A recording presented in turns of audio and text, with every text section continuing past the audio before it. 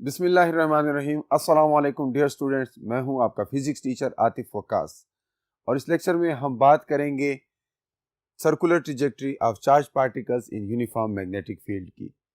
और फिर हम charge to mass ratio of an electron find करने के लिए जो प्रोसीजर होता है वो देखेंगे और चार्ज टू मास रेशो के लिए बाकायदा इक्वेशन डिराइव करेंगे। तो डियर स्टूडेंट्स, प्रीवियस क्लास में मैंने आप लोगों को बताया था कि किस तरह जब चार्ज पार्टिकल किसी मैग्नेटिक फील्ड के अंदर इंटर होता है तो उस पर फोर्स लगती है और वो फोर्स जो है किन किन चीज़ों पे डिपेंड करती है, ये हमने प्रीवियस क्लास में डिस्कस किया था। मैं आपको रिमाइंड करा दूं कि हमने कहा था कि जब कोई चार्ज पार्टिकल किसी यूनिफॉर्म मैग्नेटिक फील्ड में इंटर होता है तो वो कितना फोर्स उसके ऊपर लगता है ये डिपेंड करता है उसके ऊपर मौजूद चार्ज पे और उसके वेलोसिटी पे और उस मैग्नेटिक फील्ड की स्ट्रेंथ पे, और साथ में इस बात पे भी डिपेंड करता है कि वो किस एंगल से उस मैग्नेटिक फील्ड के अंदर इंटर हो रहा है, यानी वेलोसिटी और मैग्नेटिक फील्ड के दरमियान जो एंगल है उस पे भी डिपेंड करता है। तो अगर एक पार्टिकल को आप कंसीडर करें जो कि इस तरह है कि उस पार्टिकल को हम परपेंडिकुलरली किसी यूनिफॉर्म मैग्नेटिक फील्ड में इंट्रोड्यूस कर देते हैं, बिल्कुल परपेंडिकुलरली वो उसमें इंटर हो जाता है। फील्ड यूनिफॉर्म है और चार्ज पार्टिकल जो है परपेंडिकुलरली उस फील्ड के अंदर इंटर हुआ है। तो इस तरह क्या होगा कि उसके ऊपर जो फोर्स लगेगी वो मुकम्मल तौर पर यूनिफॉर्म सर्कुलर मोशन में उसको घुमाएगी, यानी सेंट्रीपिटल फोर्स की तरह बिहेव करेगी ये जो फोर्स उसके ऊपर लग रही है। डियर स्टूडेंट्स, इस तरह के सिस्टम्स को साइक्लोट्रॉन्स कहा जाता है, जिसके अंदर किसी चार्ज पार्टिकल को सर्कुलर ट्रैजेक्टरी पे घुमाया जाता है, इसको एक्सेलरेट किया जाता है। तो ये क्वेश्चन कभी कभी आ सकता है कि derive the expression for cyclotron frequency, या what will be the frequency of cyclotron.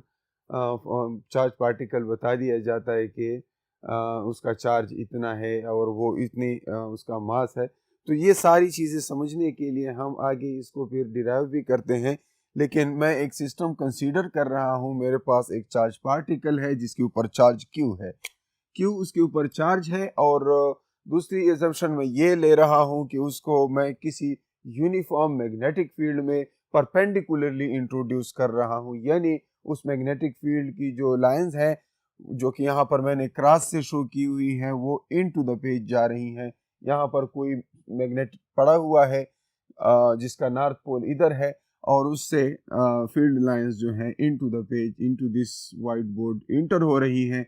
उस फील्ड को मैंने यूनिफॉर्म एज्यूम किया हुआ है और जो वेलोसिटी की डायरेक्शन है, मैंने जैसे कहा कि पार्टिकल इस डायरेक्शन से फील्ड के अंदर इंटर हो रहा है, तो वेलोसिटी और मैग्नेटिक फील्ड्स के दरमियान एंगल मैंने 90 डिग्री एज्यूम किया हुआ है। तो अगर एंगल 90 डिग्री है तो साइन 90 चूंकि 1 की इक्वल होता है, इसलिए हमारे पास वो फोर्स QVB आ जाएगी, क्योंकि साइन थीटा साइन 90 से 1 आ जाएगा।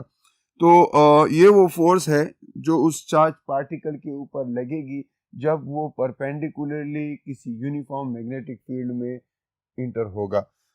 अब ऐसी सिचुएशन में पार्टिकल सर्कुलर पाथ पे जाएगा और उस सर्कुलर पाथ का कोई रेडियस होगा। तो हम डिराइव करते हैं वो एक्सप्रेशन कि जो हमें इस पार्टिकल की एंगुलर फ्रीक्वेंसी या इस पार्टिकल की फ्रीक्वेंसी बताता है कि जनाब ये कितने टाइम में कितने साइकिल्स कंप्लीट करेगा। तो साइक्लोट्रॉन फ्रीक्वेंसी की इक्वेशन डिराइव करने के लिए मैं नेक्स्ट बोर्ड पे मूव करूंगा। So to derive the expression for the frequency of cyclotron, I am once again assuming the same system, यानी कोई चार्ज पार्टिकल किसी यूनिफॉर्म मैग्नेटिक फील्ड में परपेंडिकुलरली इंटर हो रहा है। मैं ये एज्यूम कर रहा हूँ कि वेलोसिटी और मैग्नेटिक फील्ड की स्ट्रेंथ के दरमियान जो एंगल है दैट इज 90 डिग्री। तो क्या होगा, वो charge particle uniform circular path पे मूव करना शुरू कर देगा, यानी वो जो मैग्नेटिक फोर्स उसके ऊपर लग रही है, जो फोर्स उस मैग्नेटिक फील्ड की वजह से उस चार्ज पार्टिकल पे लग रही है, वो as a centripetal force work करना शुरू कर देगा। अगर ऐसी सिचुएशन हो तो हम इन दोनों इक्वेशंस को, ये वो एक फोर्स है जो चार्ज पार्टिकल के ऊपर लगेगी, QVB। मैंने साइन थीटा नहीं लिखा क्योंकि V और B परपेंडिकुलर हैं और साइन 90 जो है वो 1 की इक्वल है, इसलिए मैं उसको नहीं लिखता। फिर सेंट्रीपिटल फोर्स के बारे में आप जानते हैं, that is mv² divided by r। मैंने सिंपली उसकी मैथमेटिकल फॉर्म लिख ली। अब क्या होगा अगर मैं इन दोनों को कंपेयर करूं, चूंकि यहाँ पर वो मैग्नेटिक फोर्स जो है एज एन सेंट्रीपिटल फोर्स काम कर रहा है, तो अगर मैं इन दोनों को कंपेयर करूं तो ये इक्वेशन हमारे पास आ जाती है। इन दोनों में अब देखें, यहाँ पर वेलोसिटी का स्क्वायर है और उस साइड पर वेलोसिटी है। अगर मैं दोनों साइड पे वेलोसिटी पे डिवाइड कर दूं, यानी यहाँ पे वेलोसिटी आ जाएगी और यहाँ भी आ जाएगी, तो क्या होगा, वेलोसिटीज कैंसिल हो जाएंगी, हमारे पास लेफ्ट में सिर्फ एक वेलोसिटी रह जाएगी।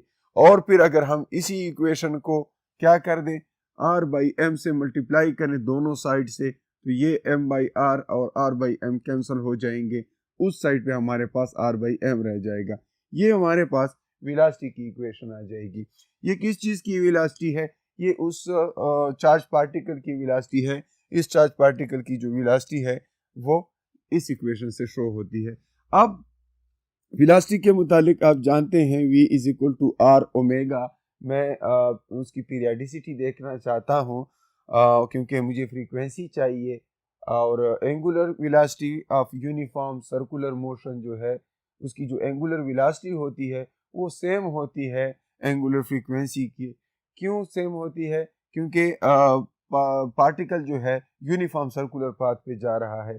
अगर पाथ यूनिफॉर्म सर्कुलर ना हो तो एंगुलर वेलोसिटी और एंगुलर फ्रीक्वेंसी दो अलग अलग चीजें होंगी। लेकिन इस केस में आप दोनों को सेम इसलिए एज्यूम कर सकते हैं क्योंकि पार्टिकल जो है यूनिफॉर्म सर्कुलर पाथ पे मूव कर रहा है, लिहाजा मैग्नीट्यूड ऑफ एंगुलर फ्रीक्वेंसी या एंगुलर वेलोसिटी सेम ही होंगे। और एंगुलर फ्रीक्वेंसी और एंगुलर वेलोसिटीज का इस लीनियर वेलोसिटी के साथ रिलेशनशिप आप जानते हैं, v is equal to r omega. Omega यहाँ पर मैं लिख लेता हूँ, omega is equal to v divided by r, या सिंपली आप v की जगह डायरेक्ट r ओमेगा वहाँ पर सब्स्टिट्यूट कर लेते हैं। चूंकि r दोनों साइड पे है, इधर भी है और इधर भी आ जाएगा, तो दोनों साइड r पे डिवाइड कर देते हैं, r और r कैंसिल हो जाएगा, हमारे पास omega is equal to QB divided by m। लेकिन वंस अगेन ओमेगा के मुतालिक आप ये भी जानते हैं कि omega is 2 pi divided by the time period, या 2 पाई f।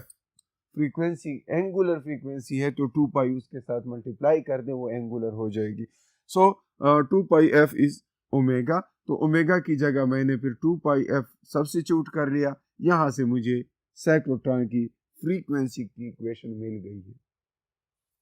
डियर स्टूडेंट्स, इस इक्वेशन से काफ़ी सारे मल्टीपल चॉइस क्वेश्चन सॉल्व हो सकते हैं। कभी कभी आपसे कहा जाता है कि जनाब एक यूनिफॉर्म मैग्नेटिक फील्ड है, उसकी स्ट्रेंथ बताई जाती है, और ये बताया जाता है कि जनाब उस यूनिफॉर्म मैग्नेटिक फील्ड के अंदर मैं एक इलेक्ट्रॉन को इंट्रोड्यूस कर रहा हूँ, उसकी एंगुलर फ्रीक्वेंसी क्या होगी, और फिर उसी सेम सिस्टम में मैं किसी प्रोटॉन को इंट्रोड्यूस कर रहा हूँ, तो इसकी वेलोसिटी उन दोनों में से किसकी फ्रीक्वेंसी ज़्यादा होगी, किसकी कम होगी। तो डियर स्टूडेंट्स, यहाँ पर आप देखें कि एंगुलर फ्रीक्वेंसी का ताल्लुक किस चीज़ के साथ है, चार्ज और मास की रेशो के साथ है। सिर्फ चार्ज नहीं देखेंगे, सिर्फ मास नहीं देखेंगे। अगर इलेक्ट्रॉन की बात की जाए तो इलेक्ट्रॉन के केस में जो फ्रीक्वेंसी होगी उसका चार्ज बिल्कुल प्रोटॉन के चार्ज के इक्वल है, तो न्यूमरेटर तो सेम है, लेकिन मास ऑफ प्रोटॉन जो है that is greater than mass of electron. तो डिनोमिनेटर में इलेक्ट्रॉन के केस में डिनोमिनेटर कम होगा, इसलिए frequency of electron is greater than frequency of proton. Reason ये है कि मास ऑफ प्रोटॉन ज्यादा है। अब अगर हम बात करें अल्फा पार्टिकल की, अल्फा पार्टिकल्स में चार्ज भी फिर डिफरेंट होगा। एक अल्फा पार्टिकल है, एक प्रोटॉन है, तो प्रोटॉन पर 1e चार्ज है, और अल्फा पार्टिकल चूंकि हीलियम का न्यूक्लियस है उसमें 2 प्रोटॉन्स हैं, 2 न्यूट्रॉन्स हैं, तो उसका मास जो है वो 4 time the mass of proton होगा, जबकि उसका charge double the mass of proton होगा। तो ऐसे केस में अगर मैं ये सवाल इस तरह पूछूं कि फ्रीक्वेंसी ऑफ प्रोटॉन ज़्यादा होगी या फ्रीक्वेंसी ऑफ अल्फा पार्टिकल ज़्यादा होगी। यहाँ पर मैं मल्टीपल चॉइस क्वेश्चन के तौर पर ये छोड़ता हूँ। ऑप्शंस में दूंगा, ग्रेटर देन, बी ऑप्शन होगा लेस देन, सी ऑप्शन होगा इक्वल टू, डी ऑप्शन होगा नो रिलेशन या नन, इसमें कोई ताल्लुक ही नहीं है। तो आप देख सकते हैं इसी सेम इक्वेशन को, जैसे मैंने कहा कि चार्ज टू मास रेशो पे डिपेंड करता है, तो charge of proton is 1e, mass of proton is 1m, let suppose m is mass of any nucleon, तो प्रोटॉन के केस में वो 1 होगा। लेकिन अगर आप हीलियम की बात करें तो हीलियम या अल्फा पार्टिकल के लिए अगर आप बात करें तो ऊपर जो है चार्ज 2e हो जाता है और नीचे मास जो है वो 4m हो जाता है। इसीलिए वंस अगेन आपने करना क्या है, प्रोटॉन की फ्रीक्वेंसी को अल्फा पार्टिकल की फ्रीक्वेंसी से ज़्यादा कंसीडर करना है। रीज़न ये है कि अल्फा का मास बहुत ज़्यादा है। अगर तो यूं होता कि उसका मास भी 2 होता और उसका चार्ज भी 2, तो इस तरह फिर हम कहते कि सेम होता। फॉर एग्जांपल मैं यूं कहूं कि एक सिस्टम है कि जिसके अंदर 2 प्रोटॉन्स हैं, सिर्फ 2 प्रोटॉन का एक सिस्टम है, उसमें कोई न्यूट्रॉन नहीं है, 2 प्रोटॉन आपस में पड़े हुए हैं। अगर उसके बारे में आपसे पूछूं कि उसके साइक्लोट्रॉन फ्रीक्वेंसी क्या होगी, तो ऐसे केस में फिर आप ये कहेंगे कि उसकी बिल्कुल प्रोटॉन की इक्वल है, क्योंकि उसका मास भी प्रोटॉन के डबल है, उसका चार्ज भी प्रोटॉन के डबल है। 2 और 2 फिर कैंसिल हो जाएंगे, चार्ज टू मास सेम रहता है, इसलिए फ्रीक्वेंसी सेम रहेगी। तो ये बात खास तौर पे याद रखें कि जब भी आप साइक्लोट्रॉन फ्रीक्वेंसी फाइंड करें, ये Q/m पे डिपेंड करती है, सिर्फ Q और सिर्फ m पे आप करेंगे तो कंफ्यूजन से गलती कर सकते हैं। फिर इसके बाद है टाइम पीरियड। आप चूंकि किसी भी पीरियाडिक फिनोमेना का कोई टाइम पीरियड होता है और ये टाइम पीरियड जब आप इस केस में फाइंड करेंगे, जाहिर है टाइम पीरियड फ्रीक्वेंसी का रेसिप्रोकल होता है। इस फ्रीक्वेंसी का रेसिप्रोकल लें, आपको टाइम पीरियड के लिए एक्सप्रेशन मिल जाएगा। तो the same logic is true for the time period of any circularly moving charged particle, and then we can find charge to mass ratio of an electron. Charge to mass ratio of an electron जो है एक experimental technique है। हम पहले इसको theoretically check कर लेते हैं कि थियोरेटिकली इसका एक्सप्रेशन किस तरह हम डिराइव कर सकते हैं। तो डियर स्टूडेंट्स, वही केस हम दोबारा ले लेते हैं, जो है सेंट्रीपिटल फोर्स और जो है magnetic force on a charge particle, ये दोनों सेम है इस केस में। तो मैं जब ये सब लिख लेता हूँ, इस इक्वेशन में सब्स्टिट्यूशन कर दूं, v दोनों साइड पे है तो मैं v पे डिवाइड कर लेता हूँ, ये इसका स्क्वायर है, एक कैंसिल हो जाएगा, ये एक ही है, कैंसिल हो गया। अब हमारे पास रह गया जनाब, इस साइड पे रह जाता है mv डिवाइडेड बाई r और उस साइड पे रह जाता है सिर्फ qb। तो मैं दोनों साइड को m पे डिवाइड करता हूं तो एक m इधर आ जाएगा, एक m इधर आ जाएगा, ये वाला m कैंसिल हो जाएगा इस m के साथ, ठीक है, सिर्फ ऊपर v रह गया। फिर मैं क्या कर लेता हूं, b दोनों साइड पे डिवाइड कर लेता हूं। जब b दोनों साइड पे डिवाइड कर लेता हूं तो ये b इधर से चला जाएगा और इस साइड पे आ जाएगा, तो v divided by B R ये इधर आ गया और q डिवाइडेड बाई m इधर रह गया। तो यहाँ से Q/m हमारे पास चार्ज टू मास रेशो आ गया। अगर मैं इलेक्ट्रॉन की बात कर रहा हूँ तो उसका Q जो है E के इक्वल होता है, इसलिए E/m is V divided by B R. यहाँ पर V जो है वेलोसिटी ऑफ दैट इलेक्ट्रॉन है, B जो है मैग्नेटिक फील्ड की स्ट्रेंथ है, ये R जो है radius of the path of an electron, उस इलेक्ट्रॉन के पाथ का रेडियस जो है दैट इज R। अब ये दोनों कैसे मेजर होंगे, ये एक बड़ा सवाल है, क्योंकि जाहिर है अगर हमें चार्ज टू मास रेशो ही फाइंड करनी है तो इसके लिए वेलोसिटी क्या लें, इसके लिए रेडियस क्या लें, ये अहम सवाल है और ये किसी एक्सपेरिमेंट के ज़रिए ही हम कर सकते हैं। तो इसके लिए जो एक्सपेरिमेंट किया गया वो हर्ट्ज ने किया था और हेल्महोल्ट्ज ने किया था। इस अपरेटस को, जिस अपरेटस के ज़रिए ये एक्सपेरिमेंट किया जाता है, उसको हम कहते हैं हेल्म होल्स अपरेटस या उसमें हेल्म होल्स काइल्स होते हैं और एक ग्लास ट्यूब होता है और इस पूरे सेटअप को हम चार्ज टू मास अपरेटस कहते हैं। और इसको कैसे इस्तेमाल करते हैं ये देखते हैं नेक्स्ट बोर्ड पे।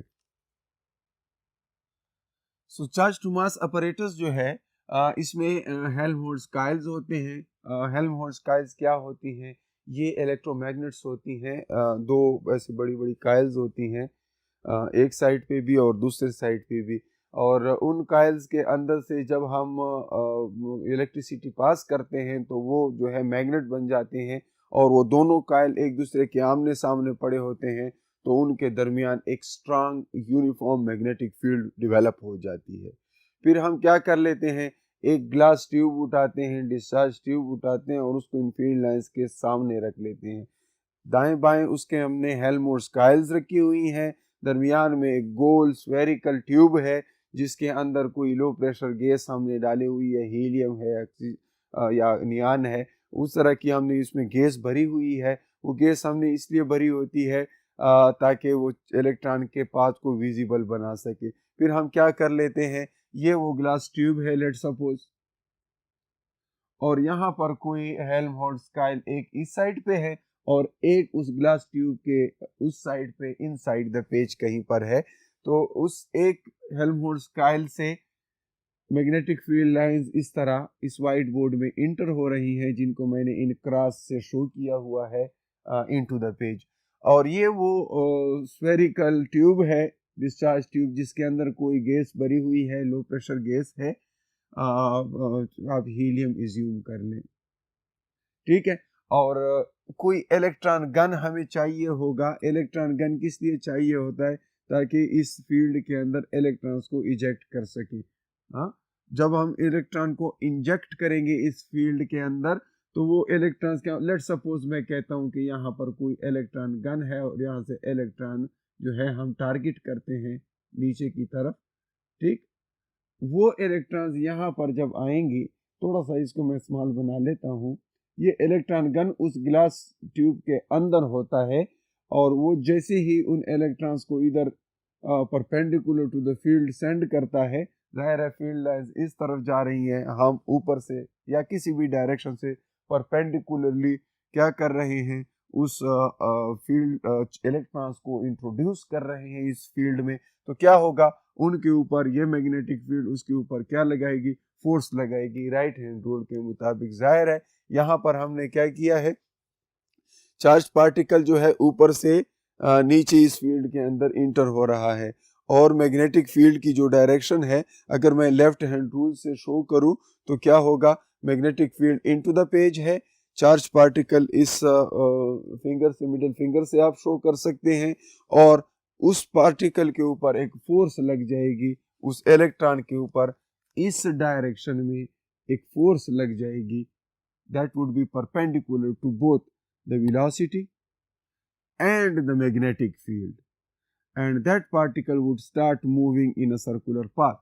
लेकिन वो सर्कुलर पाथ इलेक्ट्रॉन बहुत स्मॉल होता है, उसको हम नहीं देख पाएंगे, इसलिए हमने उसमें एक लो प्रेशर गैस रखी होती है। तो जहां जहां से इलेक्ट्रॉन पास होता है वो गैस आयोनाइज होती है, आयोनाइज होके ग्लो करती है और वो रिंग हमें एक नजर आता है।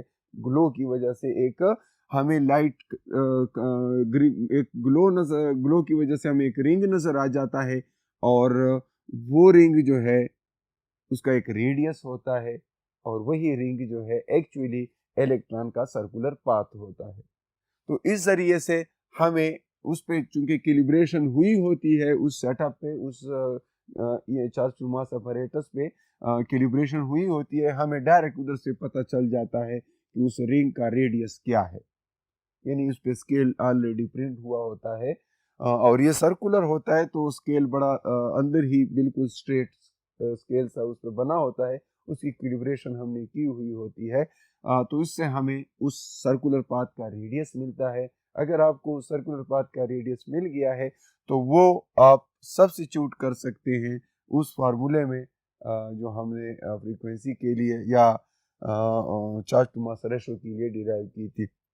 दूसरा उसकी वेलोसिटी कहाँ से मिलेगी हमें, जाहिर है ये एक एक्सपेरिमेंटल टेक्निक है और इस वेलोसिटी के लिए अगर हमें वैल्यूज चाहिए तो वो हम एक्सपेरिमेंट के ज़रिए ही ऑब्टेन कर सकते हैं। और वो एक्सपेरिमेंट किस तरह करते हैं, ज़ाहिर है एक्सपेरिमेंट सेम ही एक्सपेरिमेंट से हमें मिल सकता है वो डेटा। कोई वोल्टेज ड्रॉप जो आपने उस सेटअप में लगाया हुआ है, जो वोल्टेज वहाँ पर मौजूद है इलेक्ट्रॉन गन को, ज़ाहिर है आप कोई वोल्टेज दे रहे हैं, उस वोल्टेज की वजह से उसकी वेलोसिटी क्या होगी, काइनेटिक एनर्जी ऑफ इलेक्ट्रॉन तो वही होगी जो voltage multiplied the charge of electron है। जाहिर है आप इस वोल्टेज से किसी इलेक्ट्रॉन को फेंकेंगे तो उस इलेक्ट्रॉन की काइनेटिक एनर्जी ये होगी। हम इन दो इक्वेशंस को अगर कंपेयर कर लें तो यहाँ से हमें ये स्मॉल वी वेलोसिटी के लिए है, कैपिटल वी वोल्टेज को शो कर रहा है। अब इन दोनों को हम थोड़ा सा सिंप्लीफाई कर लेते हैं। वेलोसिटी स्क्वायर इधर आ जाएगा, हाफ एम उस साइड पे जाकर 2/m हो जाएगा और हमारे पास ये इक्वेशन 4 रह जाएगी। अब इस इक्वेशन 4 के साथ क्या करना है, हम इसको इधर ही छोड़ देते हैं और जो इक्वेशन 3 हमने निकाला था इधर, इस इक्वेशन को मैं इसका स्क्वायर ले लेता हूं तो मेरे पास ये आ जाता है। इस इक्वेशन से हमारे पास e square by m square is equal to v square by B square are square आ गया। तो ये वी स्क्वायर जो है इक्वेशन 4 से उठाकर मैं इक्वेशन 5 में सब्स्टिट्यूट कर लेता हूँ। ऐसा करने से जो ज़रूरी सिंप्लीफिकेशन है वो कर लेता हूँ और मेरे पास जो फाइनली रह जाता है that is equation for the charge to mass ratio. This charge to mass ratio is twice the voltage and B square are square. तो ये आ जाता है और फिर हम इस तरीके से आर भी मालूम होता है, बी मालूम है और वोल्टेज भी हमें मालूम है, क्योंकि एक्सपेरिमेंट जब हम करते हैं तो वहाँ पर वोल्टेज, मैग्नेटिक फील्ड की स्ट्रेंथ वो इस हेल्महोल्ट्ज़ स्केल पे लिखा होता है कि ये कितने टेस्ला की मैग्नेटिक फील्ड प्रोड्यूस करते हैं। वोल्टेज भी हम रेगुलेट कर सकते हैं, वो अपनी मर्जी की वोल्टेज दे देते हैं और जनाब जो रेडियस हमने इस तरीके से मेजर किया होता है वो उधर से उठा लेते हैं।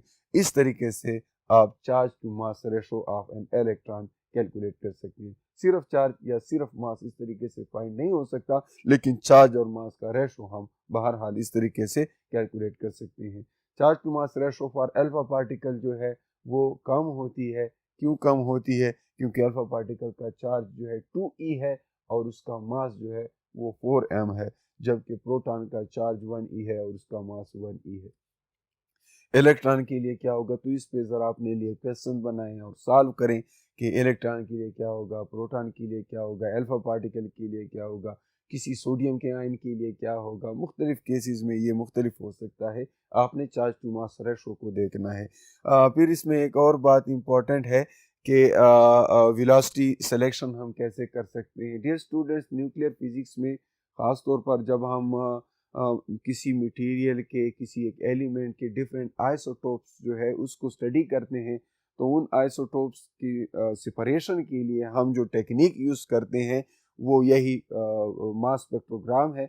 उसमें इसी तरह एक यूनिफॉर्म मैग्नेटिक फील्ड होती है और हम किसी कांस्टेंट सेम वेलोसिटी के आइसोटोप्स उसमें डालते हैं और वो डिफरेंट पाथ पे रिजेक्ट होता है। वो डिफरेंट पाथ पर जनाब हमारे पास डिविएट हो जाते हैं। उनकी किसी एक हेवी जो उसमें आइसोटोप होता है उसका जो रेडियस होता है वो ज़्यादा होता है, जो लाइटर आइसोटोप होता है सेम मटेरियल का उसका रेडियस कम होता है। तो वो किस तरह से हम करते हैं वो आप न्यूक्लियर फिजिक्स में एक जगह पे ये सारी टेक्निक मौजूद है।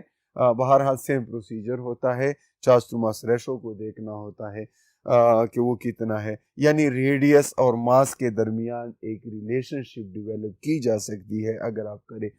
बहरहाल वेलोसिटी सेलेक्टर एक इंटरेस्टिंग हमारे पास ऑपरेटर्स है, हम बना सकते हैं। जब आप दो डिफरेंट फील्ड्स, एक इलेक्ट्रिक फील्ड है और एक मैग्नेटिक फील्ड है, उनको एक दूसरे के बिल्कुल परपेंडिकुलरली आप लगा लेते हैं और फिर क्या कर लेते हैं, किसी चार्ज पार्टिकल को उन दोनों फील्ड्स के दरमियान से पास करते हैं, तो आप देखेंगे कि अगर इलेक्ट्रिक और मैग्नेटिक फील्ड की स्ट्रेंथ एक जैसी है। ठीक है, तो किसी चार्ज पार्टिकल पर किसी पॉइंट में इलेक्ट्रिक और मैग्नेटिक फील्ड की स्ट्रेंथ एक जैसी है। आप दोनों को इक्वेट कर सकते हैं। इलेक्ट्रिक फील्ड के मुतालिक आप जानते हैं, क्योंकि electric field intensity is force per unit charge, so force is q times E. तो ये क्यू ई उसके ऊपर जो है इलेक्ट्रिक फील्ड की वजह से फोर्स है। ये पॉजिटिव टर्मिनल, ये नेगेटिव टर्मिनल, इससे पॉजिटिव से नेगेटिव की तरफ इलेक्ट्रिक फील्ड लाइंस जा रही हैं, जबकि यहाँ पर कोई नॉर्थ पोल है, यहाँ पर कोई साउथ पोल है। नॉर्थ से साउथ की तरफ मैग्नेटिक फील्ड लाइंस, इलेक्ट्रिक और मैग्नेटिक फील्ड एक दूसरे के परपेंडिकुलर है। हम वेलोसिटी को इन दोनों के परपेंडिकुलर रख लेते हैं, ऊपर से कोई पार्टिकल ड्रॉप करते हैं। अब वो पार्टिकल किस तरफ जाएगा, उस पर इलेक्ट्रिक फोर्स ज़्यादा लगेगी, उस पर मैग्नेटिक फोर्स ज़्यादा लगेगी, या उस पर कोई फोर्स नहीं लगेगी। ये डिपेंड करता है कि उसकी वेलोसिटी क्या है। तो वेलोसिटी अगर उन दोनों फील्ड्स के रेशो के इक्वल है, यानी इलेक्ट्रिक फील्ड और मैग्नेटिक फील्ड दोनों की रेशो आप ले लें, अगर वेलोसिटी उसकी इक्वल है तो बगैर डिफ्लेक्ट हुए वो सीधा पास हो जाएगा। तो डियर स्टूडेंट, फॉर एग्जांपल आपको चाहिए 500 मीटर पर सेकेंड वेलोसिटी का कोई चार्ज पार्टिकल, तो आप 500 मीटर पर सेकेंड इस E बाई बी के रेशो से कैलकुलेट कर सकते हैं। आप ई फील्ड और बी फील्ड को इस तरह एडजस्ट करें कि इनका रेशो जो है 500 मीटर पर सेकेंड आ रहा है, और फिर ऊपर से आप चार्ज पार्टिकल्स को स्प्रे कर दें। यहां से सिर्फ वो पार्टिकल्स सीधे गुजरेंगे, यहां पर बिल्कुल स्ट्रेट लाइन पर आप कोई ओपनिंग छोड़ें, उस ओपनिंग से सिर्फ वो इलेक्ट्रॉन पास होंगे कि जिनकी वेलोसिटी इस रेशो की इक्वल होगी। तो आप अपनी मर्जी के वेलोसिटी के पार्टिकल्स इस ओपनिंग के अक्रॉस हासिल कर सकते हैं जो वेलोसिटी आपको चाहिए। So this is a setup for the velocity selector. ठीक है, तो ऐसा आप कर सकते हैं। ये था डियर स्टूडेंट्स आज का लेक्चर, और इस लेक्चर में हमने ये देखा कि जब कोई चार्ज पार्टिकल किसी यूनिफॉर्म मैग्नेटिक फील्ड में परपेंडिकुलरली इंटर होता है तो वो यूनिफॉर्म सर्कुलर पाथ में मूव करना शुरू कर देता है। यहाँ पर जो उसके ऊपर फोर्स लगती है Q V B sine theta को हम 1 मान लेते हैं क्योंकि एंगल 90 होता है और साइन 90 इज 1। और दूसरी बात कि यहाँ पर क्यू वी बी रह जाता है, यही Q V B as a centripetal force work करता है। और फिर हम इन दोनों को कंपेयर करके चार्ज टू मास रेशो भी कैलकुलेट कर सकते हैं और साइक्लोट्रॉन फ्रीक्वेंसी के लिए इक्वेशन भी डिराइव कर सकते हैं। तो इस पे डिफरेंट एमसीक्यूज आ सकते हैं, वो भी मैंने आपको तरीक़ाकार बता दिया। तो आप इंशाल्लाह इसकी प्रैक्टिस करेंगे, उम्मीद है आप इसको समझ जाएंगे। इंशाल्लाह नेक्स्ट क्लास में इसको आगे कंटिन्यू करेंगे। तब तक के लिए अपना बहुत सारा ख्याल रखिए। अल्लाह हाफिज़।